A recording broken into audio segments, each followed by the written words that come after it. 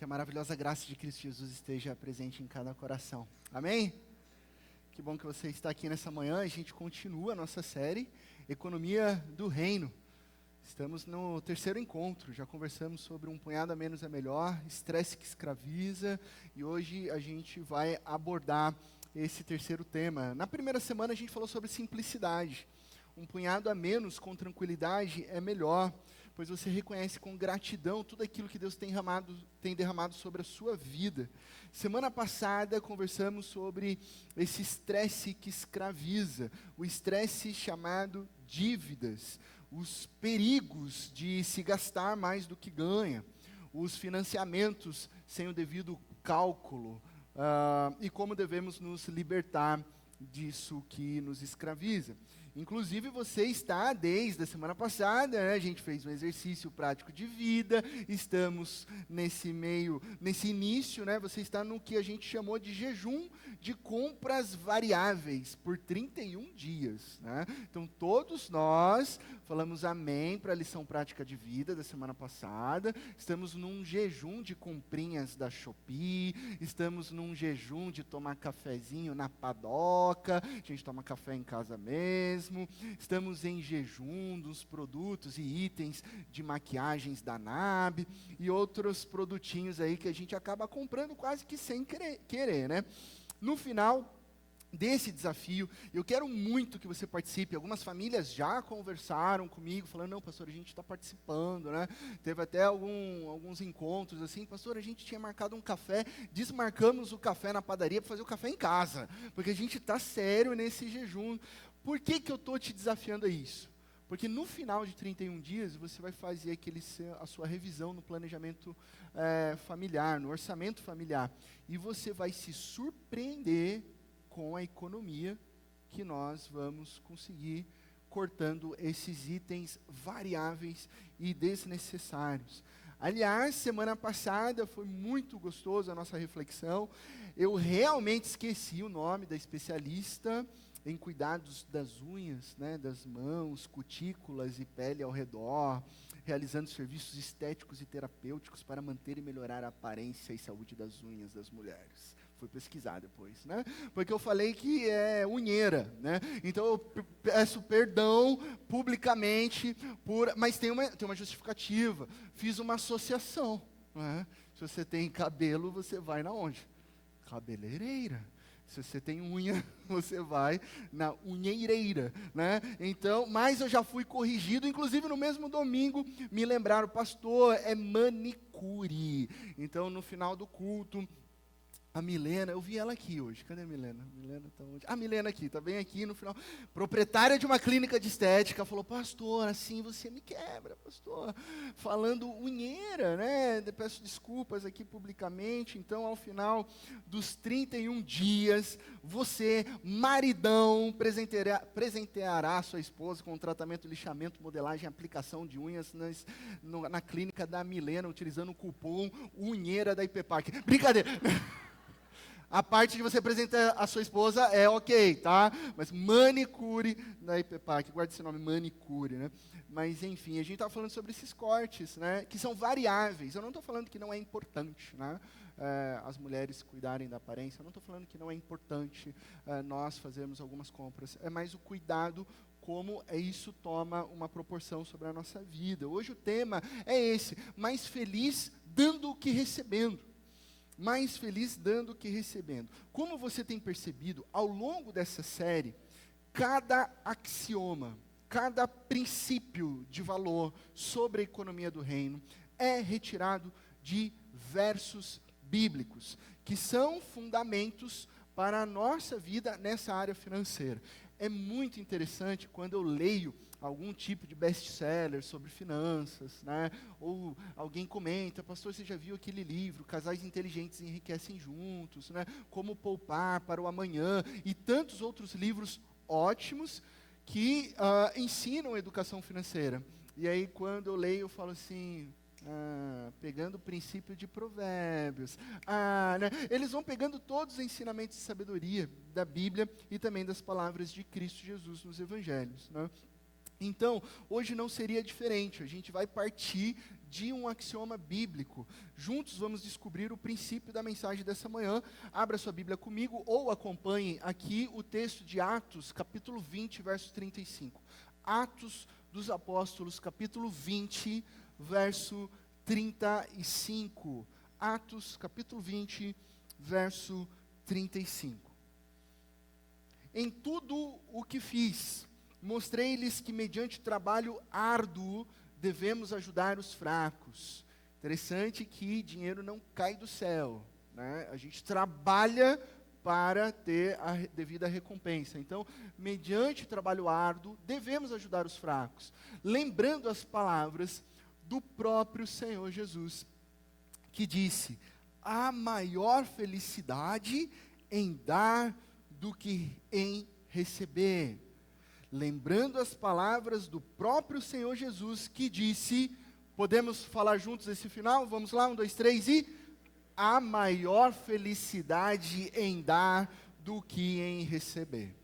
Feche seus olhos mais uma vez. Ó Deus, Pai de amor, muito obrigado por essa manhã maravilhosa, porque o Teu Santo Espírito nos trouxe aqui, porque o Senhor tem nos desafiado a vivermos a nossa área financeira de acordo com o Teu reino. Assim como nós queremos viver todas as nossas áreas, nós entendemos que a nossa vida financeira faz parte da nossa vida espiritual. Então nos ensina, mais uma vez nessa manhã, Santo Espírito de Deus, a descobrirmos a verdadeira felicidade no aspecto financeiro para as nossas vidas e nossas famílias, em Cristo Jesus. Amém e amém. Todas as vezes que eu me deparo com esse axioma bíblico, eu me dou conta que eu não tenho nenhuma memória emocionante de algo que eu tenha comprado para mim, sabe? Uma memória emocionante que eu comprei, mas que fosse para mim, assim. Nossa, eu chorei de emoção, caí em lágrimas quando eu comprei a TV 43 polegadas. Não chorei, não caí em lágrimas. Nossa, eu me senti tão perto de Deus, pastor, quando eu comprei um iPhone novo. Não, nunca escutei isso. Ninguém fala isso. Por outro lado, eu ouço e lembro de histórias sobre doação. Histórias marcantes, tanto para quem recebe, quanto quem doa.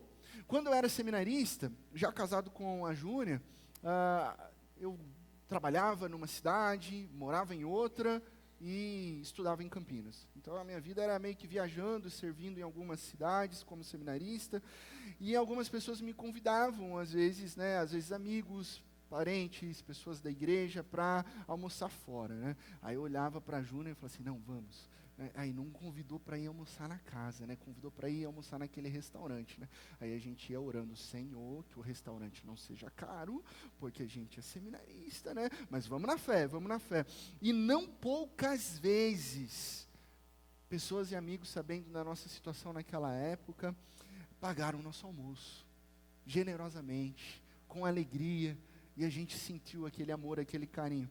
Quando a Bela nasceu, eu estava no 2º ano do seminário, e de repente, antes que eu e Júnia pudéssemos nos preocupar com roupas, as mulheres da igreja, mães de meninas mais velhas, vieram com uma sacolada de roupa, assim, roupa de um uso, roupa de sair. A minha filha cresceu, não serve mais. A gente recebeu um monte de roupinha, um monte. Teve roupinha que a gente recebeu, a gente repassou, porque não deu tempo da Bela usar, porque ela cresceu. Isso é amor, generosidade, cuidado. E eu poderia contar outras experiências, mas o ponto é que eu e Júnia percebemos que se isso era legal demais para nós, imagine para quem doa. E então começamos a fazer exercícios de generosidade para com as pessoas que Deus colocava em nossas vidas. Às vezes pessoas que Deus mostrava há um tempo, e às vezes pessoas que Deus mostrava ali na hora e a gente sentia que tínhamos que ser generosos. Eu não vou ficar citando aqui exemplos para não me vangloriar, porque eu e Júnia estamos ali engatinhando na jornada da generosidade. Mas eu preciso te dizer que nesses momentos e nessas ações, a sensação, a alegria, o gosto, o prazer de ser ferramenta de Deus para abençoar, às vezes anonimamente, vida de outras pessoas, é algo maravilhoso. Como é bom esse sentimento. Como a gente entende um propósito que vem dos céus quando nós abençoamos outras vidas. Realmente, As palavras do nosso Senhor e Salvador Cristo Jesus são práticas verdadeiras, é uma prática verdadeira. Há realmente maior felicidade em dar do que em receber. Aliás, o contexto desse verso, que é uma citação proverbial dos ensinamentos de Jesus ao longo dos evangelhos, principalmente no evangelho de Lucas. Eu vou só citar aqui o que Jesus falou só no evangelho de Lucas: dê a todo o que lhe pedir, e se alguém tirar o que pertence a você, não exija que devolva. Verso 38 do capítulo 6, deem e lhe será dado, uma boa medida, calculada, sacudida e transbordante será dada a vocês. Então se preocupe sempre em dar, porque Deus vai te abençoar. Mas deem o que está dentro do prato como esmola, e verão que tudo lhes ficará limpo, quando Jesus estava falando de purificar o interior. Capítulo 12, verso 33, vendam o que tem e deem esmolas. Façam para vocês bolsas que não se gastem com o tempo. Então não fique preocupado com essas coisas daqui. Um tesouro nos céus que não se acabe, onde ladrão algum chega perto e nenhuma traça destrói. Nós nos preocupamos com os tesouros dos céus. E capítulo 18, verso 22, ao ouvir isso, disse-lhe Jesus, falta-lhe ainda uma coisa, quando Jesus está abordando um jovem rico: venda tudo o que você possui e dê dinheiro aos pobres, e você terá um tesouro nos céus. Depois venha e siga-me. Jesus faz agora um exercício bem radical ali, porque aquele coração estava agarrado na avareza, né? Então, aqui são alguns exemplos, só do Evangelho de Lucas, Assim, voltando ao texto de Atos, o apóstolo Paulo está aplicando o axioma da generosidade de Jesus em razão da avareza que estava atingindo não somente membros da igreja, mas líderes da igreja de Cristo Jesus. Líderes da igreja. Ele dizia: vigiem, pois lobos ferozes se levantarão no meio da igreja para torcer a verdade com o propósito de se enriquecerem com prata e ouro. Eu não preciso nem ficar citando aqui, porque nem é o propósito dessa mensagem. Mas se você tem curiosidade, coloca depois no Google: líderes evangélicos brasileiros mais ricos segundo a Forbes. Você vai ver pastor com 2,6 bilhões de reais como fortuna, de uma maneira desonesta, né? Guardada para si, envolvido em vários processos, e por aí vai. Mas esse não é o ponto da nossa mensagem. O ponto da nossa mensagem é que o princípio de um cristão não é a avareza, não é o acúmulo egocêntrico de capital. Lembrando que não é pecado ser rico, não é pecado ser pobre. O livro de Provérbios diz que há rico justo e rico injusto. Há pobre justo e há pobre injusto. Então o ponto aqui é a generosidade. A generosidade, e a generosidade não é sobre quantia, é sobre o sentido da vida. Generosidade é repartir, generosidade é compartilhar, generosidade é abençoar. E por incrível que pareça, nós encontramos maior generosidade, estatisticamente falando, em comunidades extremamente pobres. Eu já cansei de ouvir histórias de missionários que levaram cestas básicas para lugares periféricos, cidades que não têm uma estrutura social, e a pessoa que recebeu dividiu com seus vizinhos. Dividiu com as suas vizinhas, dividiu com outras pessoas ali do bairro, dividiu o pouco que tinha. Isso é generosidade. Perceba que o axioma não condena a riqueza e muito menos nos diz que devemos ser imprudentes ou ostentadores, né? Então, vamos gastar tudo agora. Não é esse o ponto, mas sim ricos em generosidade, com prudência, com inteligência bíblica, seguindo os valores. Afinal, o próprio apóstolo Paulo, ele disse lá em 2 Coríntios, capítulo 9, verso 11, vocês serão enriquecidos de todas as formas, veja bem, de todas as formas, inclusive a financeira, enriquecido por Deus, mas tem um propósito, para que possam ser generosos em qualquer ocasião, e por nosso intermédio, a sua generosidade resulte em ação de graças a Deus.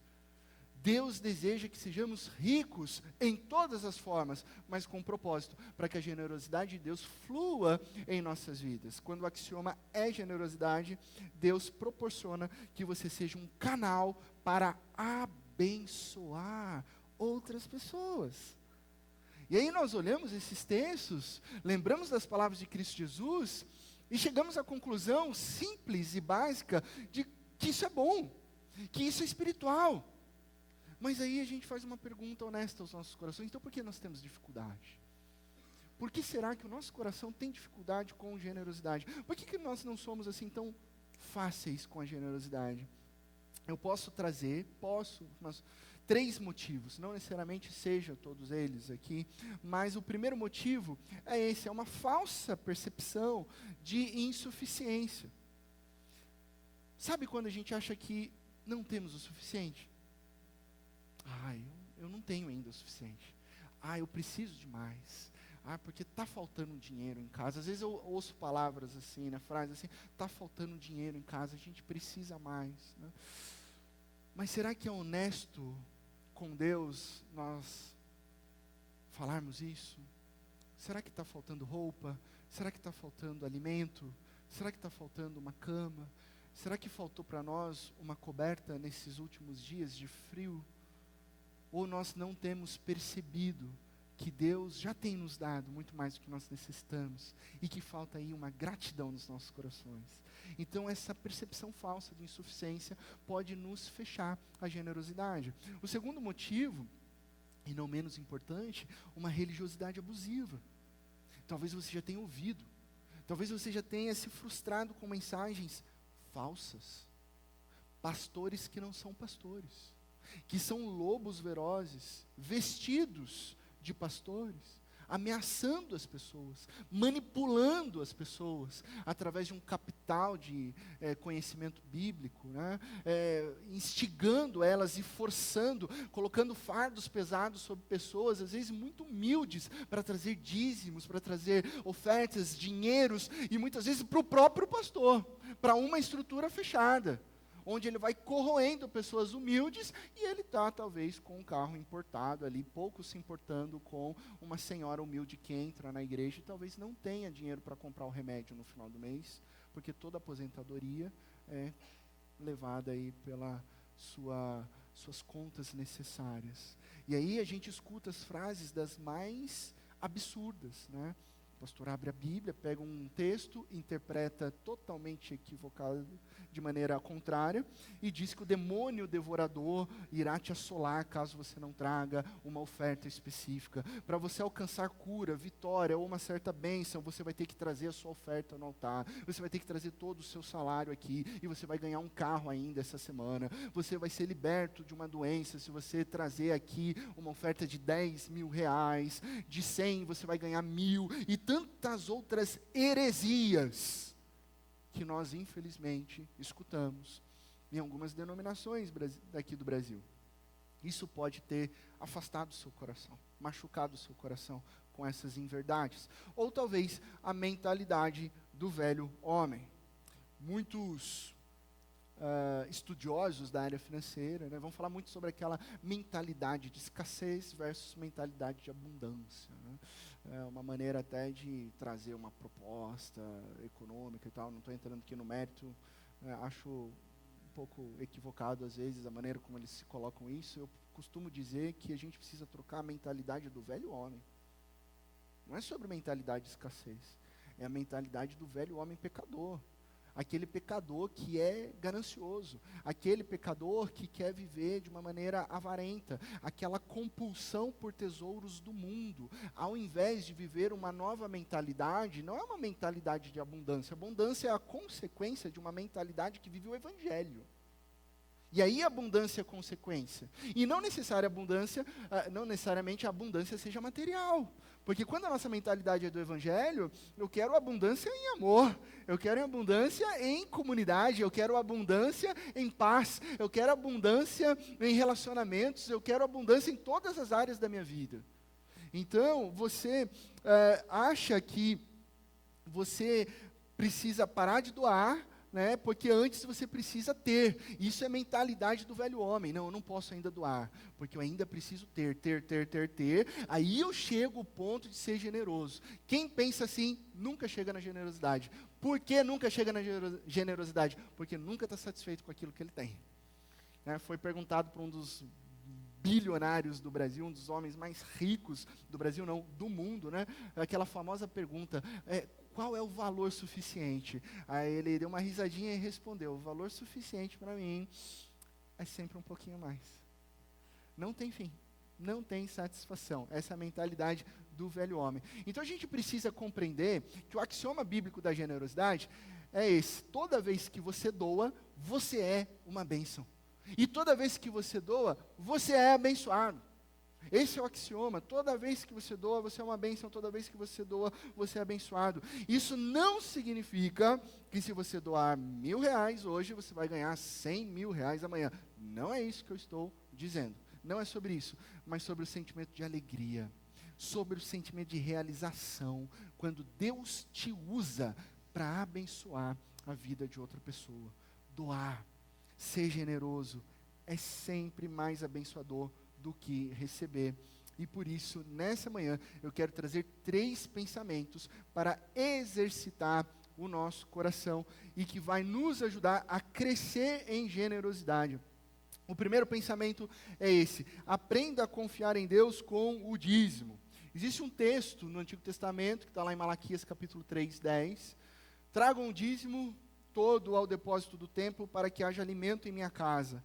Ponham-me à prova, diz o Senhor dos Exércitos, e vejam se não vou abrir as comportas dos céus e derramar sobre vocês tantas bênçãos que nem terão onde guardá-las. Aqui que aprendemos sobre essa palavra dízimo, do hebraico masher, que significa 1/10. 1/10 de tudo que a gente recebe, do todo 100% que a gente recebe de Deus, que é de Deus e Ele derrama sobre nós. Na prática, se eu recebo, por exemplo, R$1.000, os primeiros R$100, eu entrego a Deus como um ato de adoração. É claro que precisamos olhar para esse texto e fazer uma análise profunda do momento em que ele foi declarado e do momento que a gente vive hoje. Nós não temos mais esses termos do Antigo Testamento. Nós não temos mais um templo em Jerusalém. Não vivemos hoje como uma nação judaica. Não estamos numa nação judaica bíblica. Não temos um sistema sacrificial que tinha custos, que tinha que ser sustentado. Não temos mais os levitas do Antigo Testamento, que se dedicavam ao cuidado integral de todo o templo. Então, uma aplicação a respeito do dízimo, em cima desse verso, sem a devida reflexão exegética, é forçar o texto. E aí a gente precisa tomar cuidado. Por isso nós precisamos ir além e trabalhar o princípio. Qual que é o princípio? Porque essa palavra masher, que aparece aqui em Malaquias, ela aparece lá em Gênesis, com Abrão, antes de toda a aliança mosaica, antes de Israel ser uma nação.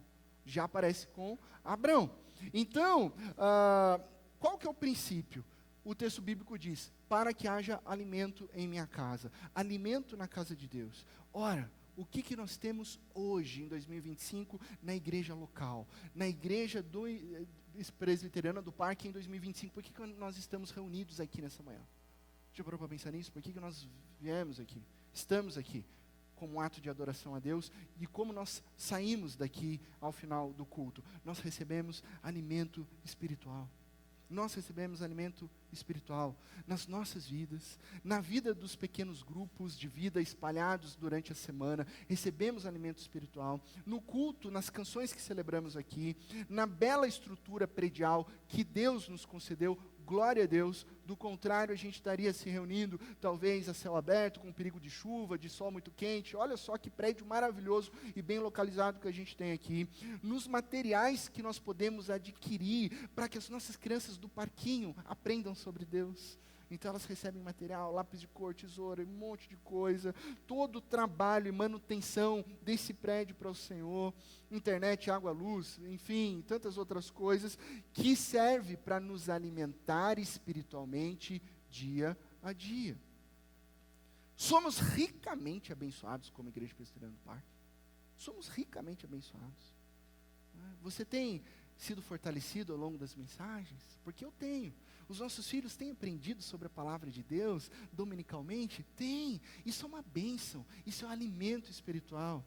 E aí você vai observar no texto bíblico que Deus diz o seguinte: ponham-me à prova, diz o Senhor dos Exércitos. Olha que interessante, esse é o único lugar da palavra de Deus que Deus fala o seguinte, explicitamente: me provem, me provem.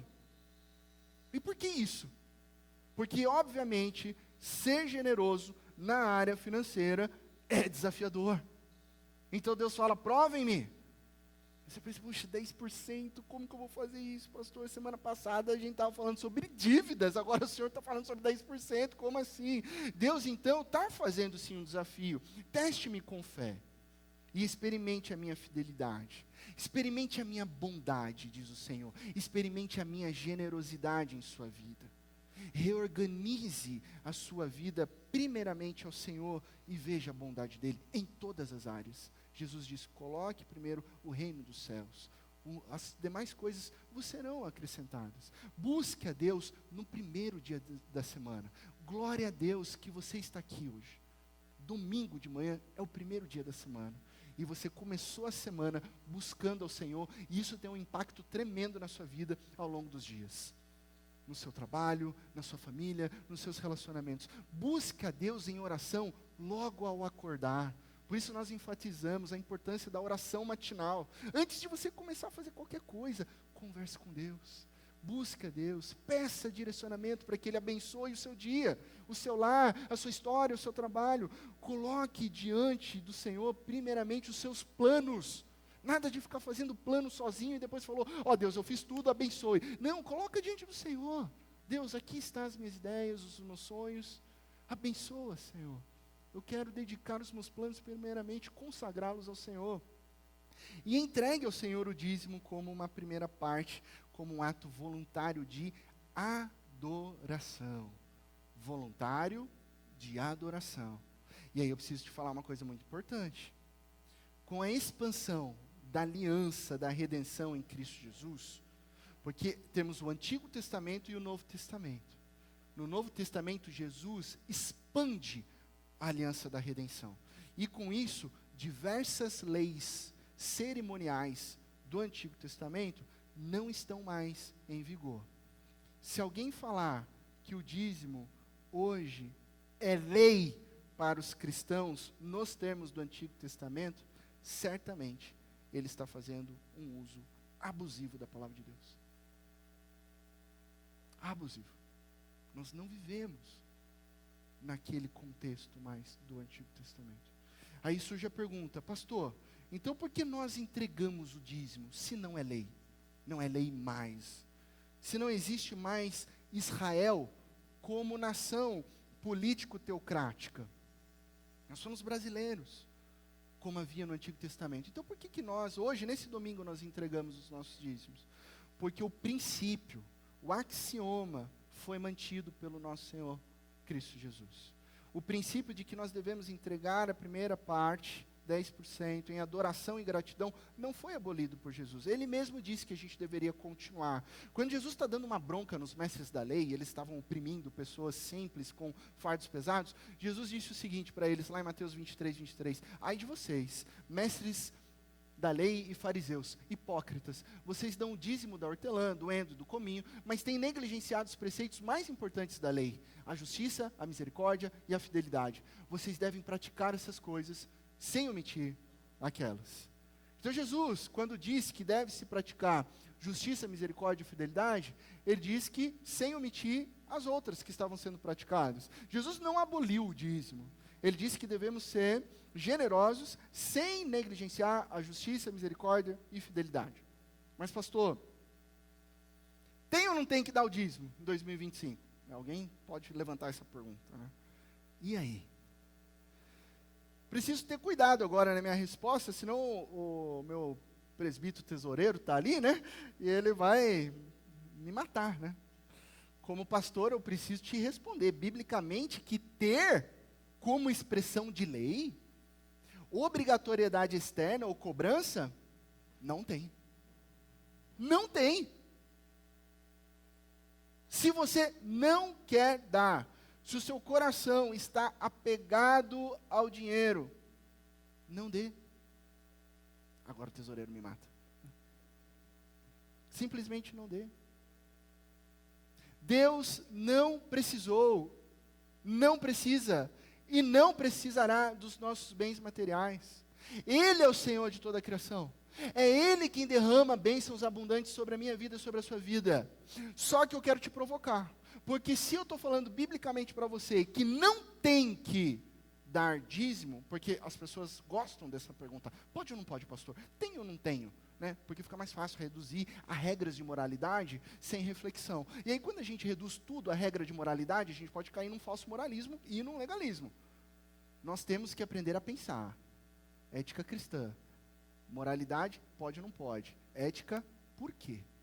Por que eu faço isso? Por que eu devo fazer isso? Por que eu não posso fazer isso? Ela responde o que eu quero, o que eu devo, o que eu posso. Isso é ética.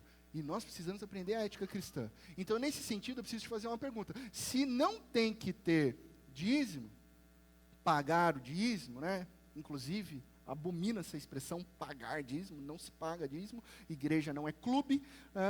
Hoje, em 2025, eu tenho ou não tenho que amar o próximo? Só perguntando aqui. Eu tenho ou não tenho que perdoar quem me ofendeu? Hoje em 2025, eu tenho ou não tenho que renunciar tudo e seguir a Cristo Jesus? Percebe que para você ser honesto na área financeira, você tem que ser honesto em todas as áreas. Vou dizer para você, lei por lei por lei, você não é obrigado a amar. Você não é obrigado a perdoar ninguém. Jesus não vai torcer o seu braço e perdoa o coleguinha, igual a gente faz com criança, né? Vai pôr a camisa da amizade agora. Põe os irmãozinhos na mesma camisa, assim, até se perdoar. Ele não obriga ninguém. Mas ele fala, se vocês são meus discípulos, amem uns aos outros. Se vocês são meus discípulos, perdoem uns aos outros. Se vocês são meus discípulos, obedeçam os meus mandamentos. Tem ou não tem que obedecer? Se você não quiser obedecer, não obedeça, mas só obedece quem ama. É isso que Jesus fala. Jesus faz convite e desafios. Eu tenho ou não tenho?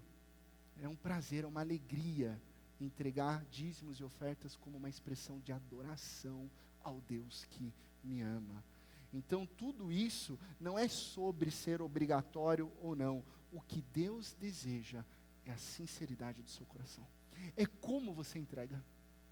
É como você recebe tudo aquilo que Ele te dá e como você age em generosidade. Nós amamos porque Ele nos amou primeiro. Nós perdoamos porque Ele nos purificou do pecado. Nós seguimos a Jesus porque Ele nos encontrou primeiro. E nós dizimamos porque Ele nos sustenta com o trabalho. Ele é fiel sobre as nossas vidas. Ele derrama muitas coisas das quais eu, Laci Campos, falando, eu jamais imaginei ter.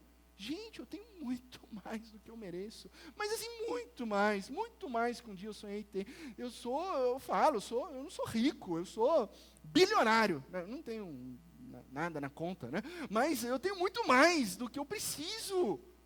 É maravilhoso o que eu tenho. Minha família, um lar, uma cidade como essa, uma igreja maravilhosa, amigos, irmãos. Um carro para chegar aqui, um almoço na hora meio-dia, uma coberta para dormir, um chuveiro quente. Nós temos chuveiro quente, gente. E tantas outras coisas que a gente poderia nomear aqui, do quanto Deus é bondoso com a gente. Então Deus é fiel e sustenta as nossas vidas. Tudo isso então é resposta voluntária de um coração que responde a Deus. Eu amo porque eu respondo a Deus. Eu perdoo porque eu respondo a Deus. Eu dizimo porque eu respondo a Deus. Eu venho aqui, canto louvores e oro porque eu respondo a Deus em adoração. É isso que Ele quer de nós. Quando Ele diz, provem-me, então testem-me. E então reconheçam a bondade de Deus. E aí o texto bíblico diz que Ele vai derramar bênçãos infindáveis nas nossas vidas. Não, está falando que é bênção financeira, né? Tem pastor que pega esse texto, não, está vendo? Traz aqui, vamos forçar a barra para você ser rico. Não, ele está falando bênçãos infindáveis. E vamos ser sinceros, né? Vamos ser sinceros. Tem maior bênção do que o amor da sua esposa? Pode comprar isso? Tem maior bênção do que ver os nossos filhos crescerem? Tem maior bênção do que você dar um beijo nos seus pais? Tem maior bênção do que você reunir os amigos num PGV e, hoje o PGV, vamos esticar, vamos assar uma carninha aqui, e vamos dar risada e vamos só viver junto. Tem valor isso? Isso é muito mais precioso. Isso é vida. E tem gente correndo atrás do dinheiro para ficar rico. Meu sonho, pastor, é ser rico. O meu sonho, pastor, é ser rico. É ser rico, é ser rico, é ser rico. É ser rica, é ser rica, é ser rica, achando que vai ser feliz. Quando nós deveríamos desejar, o meu sonho é ser satisfeito, feliz em Deus. Eu tenho 40 anos. Assim, nem que eu quisesse, eu não quero ter tempo para gastar minha vida, mas 40 anos para tentar ser rico. Aí eu vou chegar no 80 e eu, talvez nem consiga, né? Aí foi. O que é a gente? A gente é sopro, pó, neblina, passou. Já gastei aí, inclusive, os melhores anos da minha vida, né? Quando o pessoal pergunta, aí, pastor, quantos anos você tem? Eu falei, eu não sei quantos anos eu tenho pela frente. Eu sei que eu não tenho 40 mais. 40 já torrei. Já torrei, já foi, já não corro como eu corria, eu já não fico mais cansado, né, não tenho o peso que eu tinha e outras coisas. Então, trazer o dízimo à casa de Deus, né, é um ato de adoração e confiança que Deus pode fazer muito mais com os 90% do que você poderia fazer sozinho com 100% para você. Porque tudo vem de Deus. E aí é um desafio, você confiar no eterno. O segundo pensamento que eu quero trazer para você é, coloque a generosidade na agenda. Generosidade precisa colocar na agenda. Olha só que Isaías 32, verso 8 diz, mas o homem nobre faz planos nobres, e graças aos seus feitos nobres, permanece firme. O contexto desse verso, se você depois chegar em casa, abrir Isaías capítulo 32 e começar a ler do primeiro verso, você vai perceber que Deus está falando sobre como Ele deseja uma sociedade justa diante dele. Deus está falando sobre justiça. Esse é o contexto. Enquanto os maus tramam perversamente para tirar vantagem sobre os pobres, indefesos, a viúva necessitada, o nobre, ele planeja o contrário. Ele planeja fazer o bem para outras pessoas. Ele planeja trazer justiça aos outros. E esse planejar é colocar na nossa agenda generosidade. Essa semana eu serei generoso em tal situação. Eu preciso fazer isso, eu preciso dar esse passo, porque esse passo é o passo do justo. E o justo, segundo o texto bíblico, permanece firme, porque ele está vivendo em Deus, ele não está vivendo nas suas posses. Pessoas generosas planejam generosidade. Amigos e amigas, se você quer ser generoso, generosa, coloque na agenda, porque generosidade não é acidental. Fui generoso. Não, você tem que trabalhar o seu coração. Não é acidental, é intencional. Intencional. Quando Deus colocou, nos abençoou, né, a minha vida, a vida da Júnia, logo que a gente chegou aqui nessa cidade, Deus nos deu uma oportunidade para que a minha esposa exercesse um comércio aqui nessa cidade. A gente estava chegando, né? Então começa tudo do zero.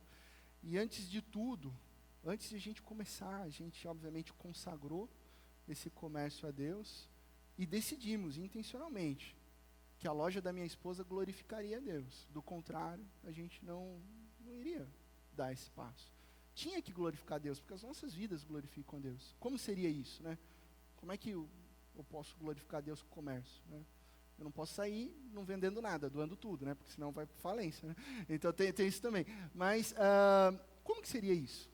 Intencionalmente, nós decidimos ser generosos com as nossas funcionárias. Ponto. Estabelecendo um plano específico de generosidade para elas.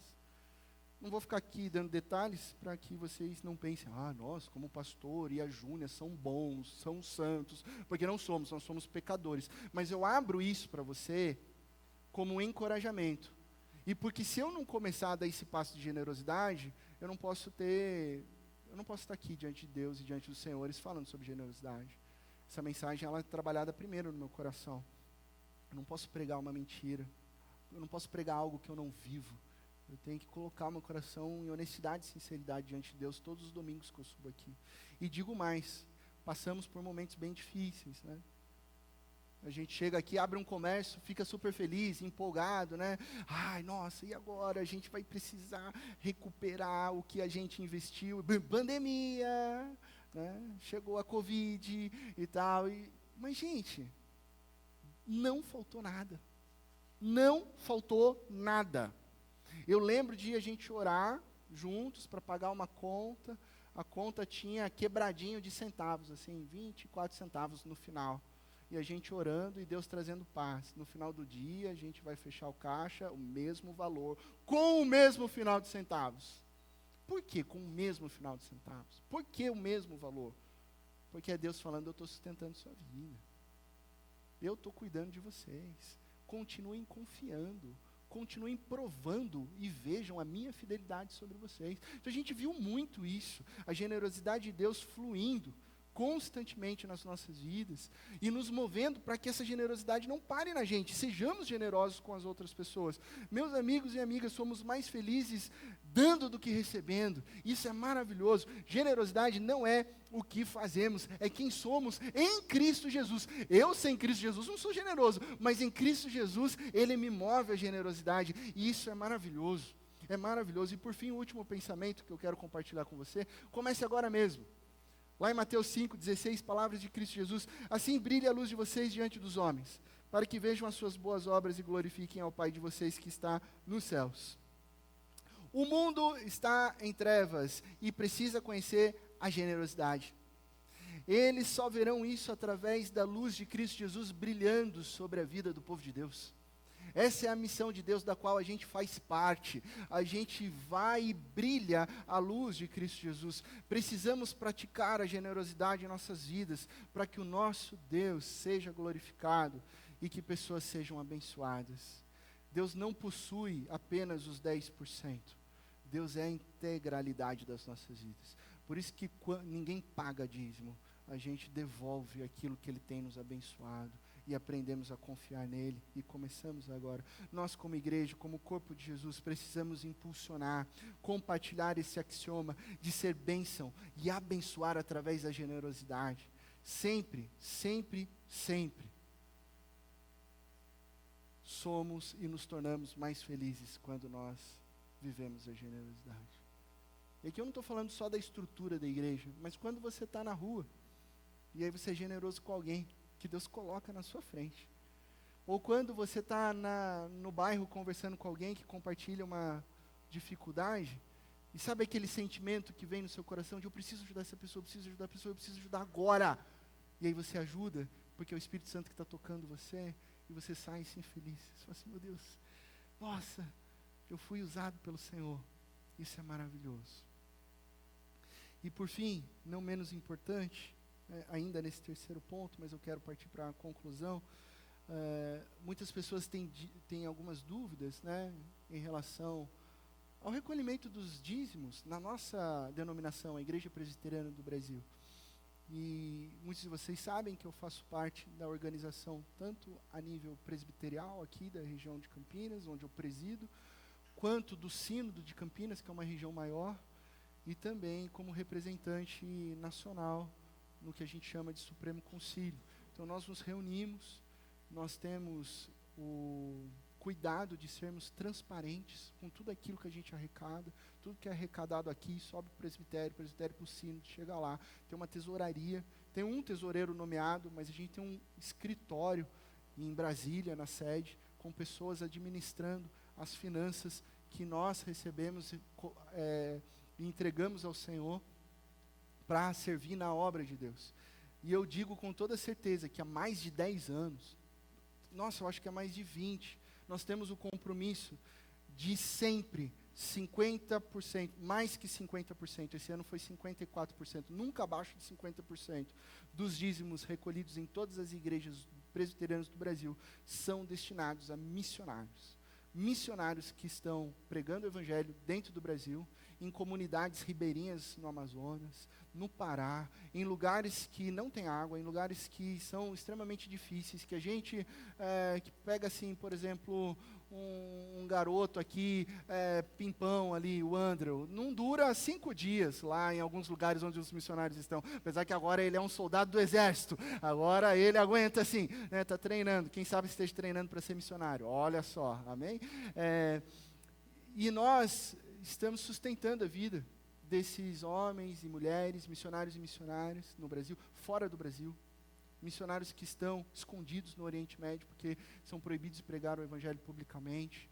Em todo o globo, nós estamos destinando os dízimos para as missões. Como IPB, Igreja Presbiteriana do Brasil, temos diversos projetos de ação social, Mackenzie voluntário muito forte nas capitais, também ajudando em situações que acontecem nos desastres naturais do Brasil, sempre o Mackenzie voluntário levantando recursos ou levando os próprios jovens da universidade. Quando tivemos problemas na região serrana do Rio de Janeiro, foram os universitários durante as férias, com apoio auxiliar. Os desastres do ano passado no Rio Grande do Sul, também Mackenzie voluntário. Nossas escolas, trazendo educação para as crianças. E uma das maiores missões entre os indígenas do Brasil, a missão Kaiowá, na reserva indígena em Dourados, né? Talvez você nunca tinha ouvido falar. Nós temos uma missão em Dourados, missão Kaiowá, da nossa igreja, Igreja Presbiteriana do Brasil. Inclusive, a gente pode visitar lá, a gente pode fazer um dia, uma excursão, e irmos lá e passar um tempo servindo, e visitando e conhecendo. Lá, nós estamos há 96 anos, 37 congregações, porque está dentro de uma reserva indígena. Então, a gente tem 37 congregações plantadas, 22 campos avançando, levando o evangelho para comunidades indígenas. Formamos recentemente a Igreja Indígena Presbiteriana, 3.000 pessoas atendidas no hospital, porque talvez você não saiba, nós construímos um hospital e maternidade lá, que é referência nacional, com 50 leitos, farmácia, cozinha hospitalar, laboratório de análises clínicas para atender somente, e tão somente as etnias Kaiowá, Guarani e Terena. Então, homem branco não se trata lá, é somente o pessoal que está lá dentro da reserva. Tudo isso porque Deus flui a generosidade através da sua vida. Então, talvez você não soubesse, mas o dízimo que você trouxe aqui como ato de louvor e adoração a Deus, sustenta um hospital para uma comunidade indígena. A gente leva lá e sustenta, e precisamos cada vez mais, porque vocês sabem que não é fácil sustentar um hospital sem fim lucrativo, né? A gente depende, inclusive, de verba federal para que aquilo continue, e doações. Tudo isso porque a generosidade flui. Pastor, mas, puxa, se a gente consegue levantar, né, valores, que legal. Por que a gente não tem um ar-condicionado ainda aqui na IP Park, né? Vai chegando o calor, o pessoal vai perguntando, né? Daqui a pouco o pastor está aqui pregando em dezembro, suando, né? Porque primeiro nós somos generosos e entendemos a nossa missão de plantar igrejas. Então, mensalmente, e você tem todos esses dados com o presbítero Gustavo, nosso tesoureiro. Se você é membro da IP Park, quer saber os detalhes, ele tem os detalhes lá. Nós prezamos pela transparência. Mensalmente, parte do que a gente recolhe aqui, localmente, não tem nada mais a ver com a IPB. A gente envia parte para a IPB, mas outra parte a gente planta a igreja. A gente acredita que a melhor maneira de levar o evangelho para uma cidade é plantando igrejas. Então, atualmente, o nosso compromisso é com uma plantação em São José dos Campos, mas recentemente a gente contribuiu por 3 anos, fizemos um compromisso financeiro e de oração com Jundiaí, concluímos esse compromisso, e essa é a mensagem que eu recebi do pastor Davi Lenço. Ele mandou uma foto da congregação, mandou uma mensagem para mim no WhatsApp e falou: Laci, espero que esteja tudo bem. Hoje inauguramos o nosso novo espaço. Ele mandou uma mensagem falando: a gente inaugurou, agradecemos a Deus, porque se chegamos até aqui, isso é fruto da parceria e orações da Igreja Presbiteriana do Parque. Muito obrigado por terem investido na gente. Um abração. Todos nós aqui somos plantadores de igreja. Já para pensar nisso, você plantou uma igreja, nós juntos plantamos uma igreja ali em Jundiaí.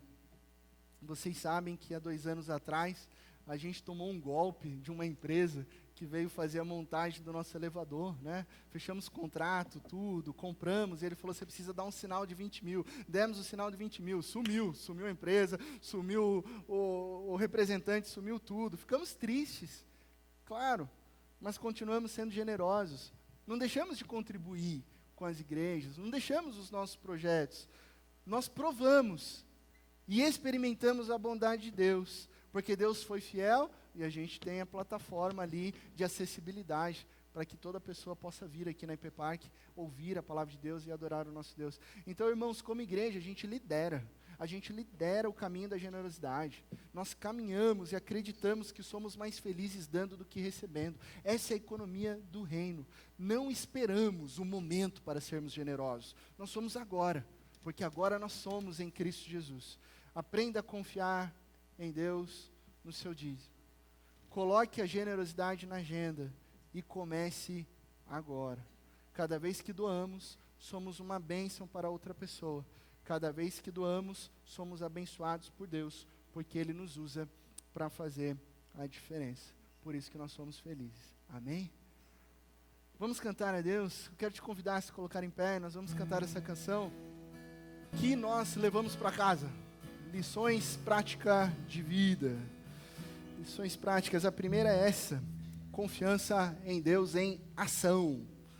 Se você nunca dizimou, calcule a sua renda atual e comece como um ato de adoração, mas não por obrigação. Não é por obrigação. É como um ato de adoração. Coloque diante de Deus. Ore diante de Deus. Ore. Se você é membro da IPPark e passa por necessidades básicas, que não somente o impede de dizimar, mas de ter o básico, a sua lição prática de vida não é dizimar, tá? A sua lição prática de vida é procurar a liderança da igreja e permitir que a gente possa abençoar a sua vida. Que nós estamos aqui como igreja. Nós caminhamos aqui juntos, ninguém fica para trás. Nós caminhamos em um só corpo, uma só alma. Na igreja de Cristo Jesus, ninguém passa necessidade quando essa igreja é generosa. Então, se você está passando por alguma situação delicada, nos procure. Permita que a gente possa ser feliz juntos, podendo abençoar a sua vida. Segunda lição: aplique a generosidade. Faça algo essa semana por alguém sem que ela saiba. Talvez você esteja na fila do mercado e vê uma pessoa atrás de você, sabe, fazendo aquelas contas. Você percebe que ela talvez não tenha o valor. Você percebe que ela está com uma criança ali. A mãe não tem condições de comprar um chocolate. Deixa um vale mercado ali para ela. Conversa ali com o caixa. Fala assim: esse chocolate está pago. E siga a sua vida. Doe roupas e um abrigo sem se identificar. E medite em Mateus capítulo 6, versos 3 e 4. E ore: Pai, que a minha generosidade glorifique apenas a Ti. E a última lição é essa: aprendam a generosidade em família. Isso é muito importante. Eu aprendi desde pequenininho sobre dízimo. Deus me abençoou com uma família cristã, então os meus pais me ensinaram, né? Só que eu tinha um problema, né? Eu tenho esse problema, né? Meu pai, quando dava aquela mesada assim para mim, quando eu era garoto, 9 anos de idade, né? Dava R$10. Quando R$10 valia, né? Aí meu pai falava assim: ó, tá aqui a sua mesada, consagra ao Senhor primeiro os 10%. Aí eu falava: ô pai, R$1? Eu confesso que, pai, R$1 dá para comprar um hot dog. Naquela época dava, tá, gente? R$1, vou ficar só com 9. E aí eu era criança, meu pai falou: não, você vai exercitar isso. Você vai lá entregar ao Senhor. Depois você vai entendendo como isso traz uma alegria. A minha filha Bela já veio numa nova configuração, muito mais amorosa do que eu, sabe? Então, quando a gente senta, ela mesma parte: papai, eu fiz umas pesquisas, eu queria, além do que eu estou entregando do meu dízimo, eu queria ofertar para construir uma casa lá em Angola, porque eu estava pesquisando o Instituto Nici e tal. Ela vem com isso, eu fico com o coração assim, cheio de alegria. Eu falo: filha, vamos lá. Então, papai, é seguro? Vamos. Então, ela escolhe, uma vez por ano, uma missão para contribuir. Então faça isso em família, reúna as crianças, vamos doar os brinquedos bons, escolham juntos em família uma causa para apoiar. Esse ano a gente vai apoiar a missão Kaiowá. Ano que vem a gente vai apoiar uma outra missão. Enfim, missões sérias. Se você tem dúvida, quiser perguntar para mim, eu posso te orientar algumas missões com transparência e séria. E reflitam e orem juntos sobre Mateus capítulo 5, verso 14 e 16. Jesus, que a nossa luz, como família, glorifique o teu nome. Amém? Igreja, pode sentar, que eu estou vendo ali uma criançada bonita.